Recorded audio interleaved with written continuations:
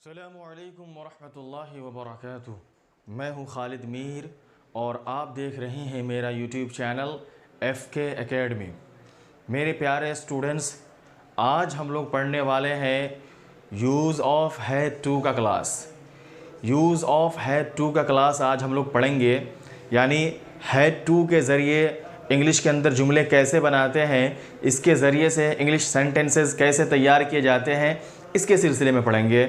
कल जो मैं पढ़ाया था वो इसका प्रेजेंट पढ़ाया था, यानी कि हैव टू और हैज़ टू को पढ़ाया था, और आज जो है इसका पास्ट यानी हैव टू को हैव टू और हैज़ टू की जगह हैड टू को पढ़ाऊँगा, जो इसका पास्ट होता है हैव टू और हैज़ टू का। ठीक है, यानी ये भी ज़िम्मेदारी को बतलाने वाले जुमले के अंदर इस्तेमाल किए जाते हैं, इसी तरीके से मजबूरी को बताने वाले जुमले के अंदर इस्तेमाल किए जाते हैं। इससे पहले के सबक को शुरू करें, मेरी आपसे एक छोटी सी दरख्वास्त है कि अगर आप मुझे YouTube से देख रहे हैं तो आप मेरे चैनल को सब्सक्राइब करें, लाइक करें और कमेंट्स करें। ऐसे ही अगर आप मुझे Facebook पेज से देख रहे हैं तो आप मेरे पेज को फॉलो करें, ताकि इस तरह की मज़ीद वीडियोज़ और इस तरह के अच्छे अच्छे लेसन्स आप तक आसानी के साथ पहुँच सके। तो चलिए सबक को समझते हैं और फिर सबक को शुरू करके समझने की कोशिश करते हैं। देखिए, हेडिंग है use of had to. Use of had to, ये जो है हैड टू का इस्तेमाल, तर्जमा करेंगे हैड टू का इस्तेमाल। यूज़ ऑफ हैड टू का इस्तेमाल, यानी ये जो क्लास होगा वो हैड टू के सिलसिले में होगा। क्या तर्जमा होता है, यानी किस तरीके के जुमले में इस्तेमाल होता है, तो ये इस्तेमाल होता है क्या है, मजबूरी, जिस जुमले में हम मजबूरी को बताते हैं उसके लिए इस्तेमाल करते हैं, या फिर जिस जुमले में हम ज़िम्मेदारी को निभाने वाले जुमले बनाते हैं जिसके अंदर, उसके अंदर हम इसको यानी हैड टू के क्लास को इस्तेमाल करते हैं। ज़िम्मेदारी को बतलाने वाले जुमले के लिए और मजबूरी को बताने वाले जुमले के लिए क्या तर्जमा होता है उर्दू के अंदर। उर्दू के अंदर जो तर्जमा होता है वो कभी ना था का तर्जमा होता है, जैसे कि मुझे पढ़ना था, मुझे खाना था, उसे आना था, यानी कि उर्दू के अंदर कभी ना था का तर्जमा करते हैं, ना था उसकी अलामत होती है। इसी तरीके से कभी कभी उर्दू के अंदर जो है वो पढ़ता था की अलामत पाई जाती है। क्या, जैसे वो खाता था, यानी खाता क्या है, उसे खाना पड़ता था, उसे खाना बनाना पड़ता था, उसे आना पड़ता था, उसे इंग्लिश बोलनी पड़ती थी, उसे दौड़ना पड़ता था।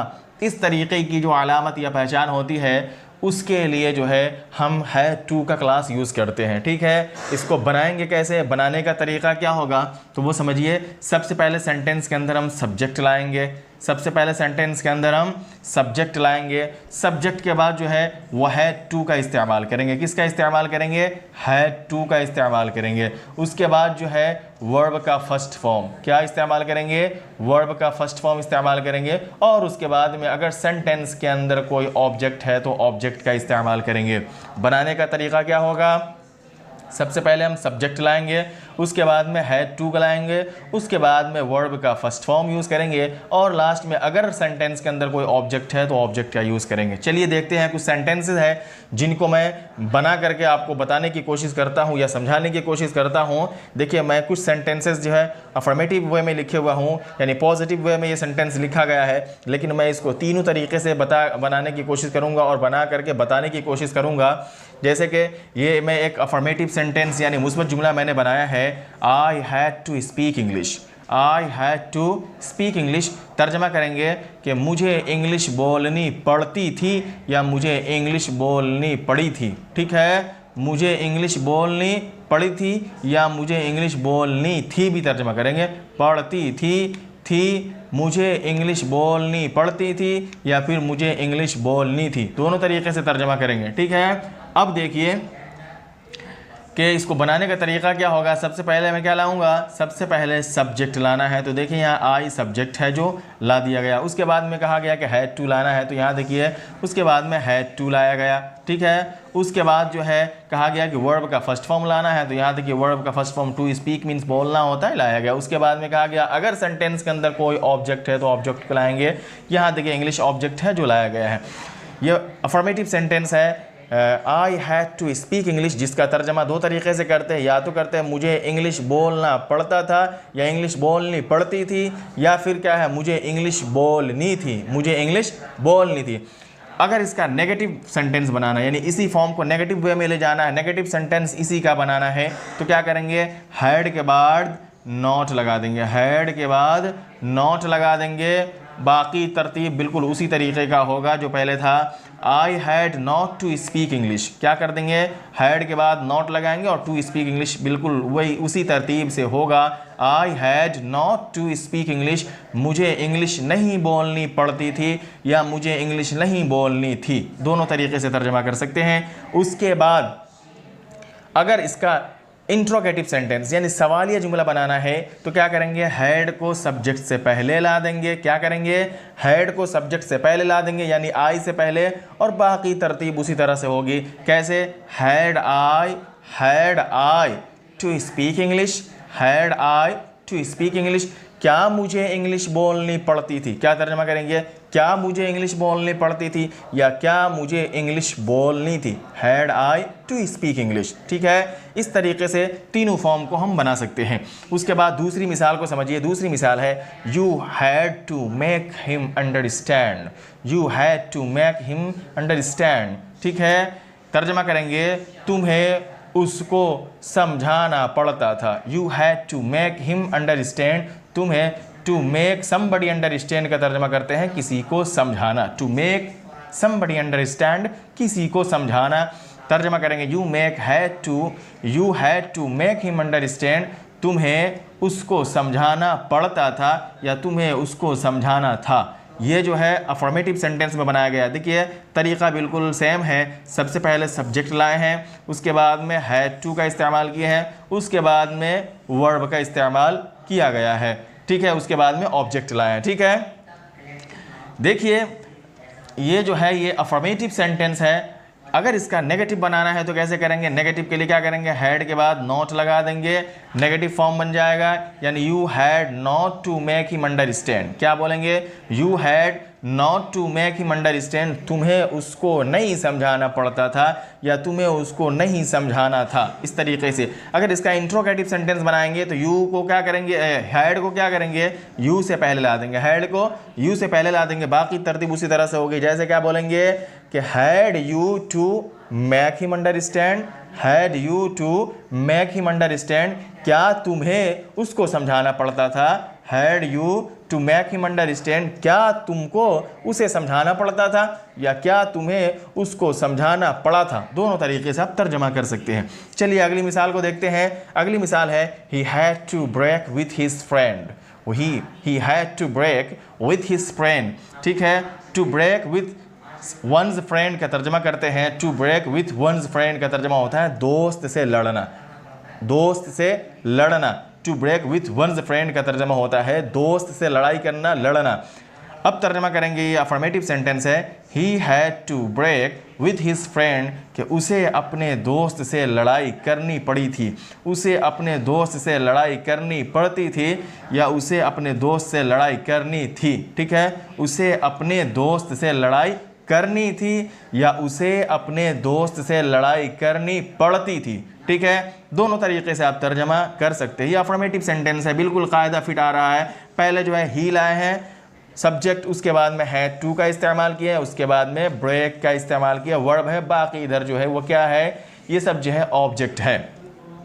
यह अफर्मेटिव सेंटेंस है। अगर इसका नेगेटिव सेंटेंस बनाना है तो हैड के बाद नॉट लगा देंगे, पहले की तरह हो जाएगा, you had not to break with his friend, कि उसे अपने दोस्त से लड़ाई नहीं करनी पड़ती थी या उसे अपने दोस्त से लड़ाई नहीं करनी थी।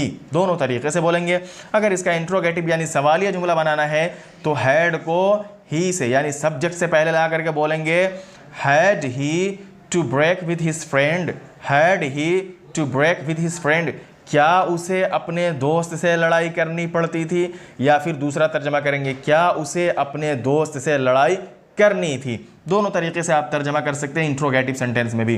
देखिए अब उसके बाद में मैंने कुछ मिसालों को लिखा है WH फैमिली के साथ, कि अगर WH फैमिली के साथ आपको बनाना हो इंट्रोगेटिव और नेगेटिव तो आप कैसे बनाएंगे, तो उसको भी मैं लिख करके आपको बताने की कोशिश कर रहा हूँ, समझाने की कोशिश कर रहा हूँ। देखिए जैसे कि मैंने एक मिसाल लिखा है, What had you to take? What had you to take? What had you to take? के देखिए तर्जमा करेंगे कि तुम्हें कौन सी चीज़ या क्या लेनी पड़ी थी, तुम्हें क्या लेनी पड़ती थी। What had you to take, तुम्हें क्या लेनी पड़ती थी या तुम्हें क्या लेनी पड़ी थी। देखिए बिल्कुल फिट आ रहा है। सबसे पहले क्या लाएं, कैसे बनाएंगे इसको, इसके बनाने का तरीका क्या होगा। सबसे पहले जो है WH फैमिली लाएंगे, उसके बाद में हैड लाएंगे, उसके बाद में सब्जेक्ट लाएंगे, उसके बाद में जो है टू ला करके वर्ब का फर्स्ट फॉर्म लाएंगे। यही तरीका होगा इसके बनाने का, याद रखिएगा। सबसे पहले जो है WH फैमिली में से कोई एक वर्ड आएगा, उसके बाद में जो है हैड आएगा, उसके बाद में सब्जेक्ट, उसके बाद में टू के साथ वर्ब को लाएंगे। ठीक है। What had you to take, तुम्हें क्या है, तुम्हें क्या लेनी पड़ती थी या तुम्हें क्या लेनी पड़ी थी। दोनों तरीके से आप तर्जमा कर सकते हैं। अगर इसका नेगेटिव सेंटेंस बनाना है तो क्या बनाएंगे, what had you not to take. यहाँ पर नॉट लगा देंगे, कहाँ लगाएंगे, टू से पहले नॉट लगा देंगे। What had you not to take, what had you not to take, तुम्हें क्या नहीं लेनी पड़ती थी या तुम्हें क्या नहीं लेनी थी। समझ में आ रहा है कहाँ नॉट लगाएंगे। दोनों तरीके से आप बनाना सीख गए हैं। उसके बाद देखिए, उसके बाद में है she had to participate in the function. यह भी एक मिसाल है कि उसे जलसा में हिस्सा लेना पड़ता था, उसे जलसा में हिस्सा लेना पड़ा। इसका तर्जमा होगा she had to participate in the function. To participate in the function का तर्जमा करते हैं जलसा में हिस्सा लेना, जलसा में शिरकत करना।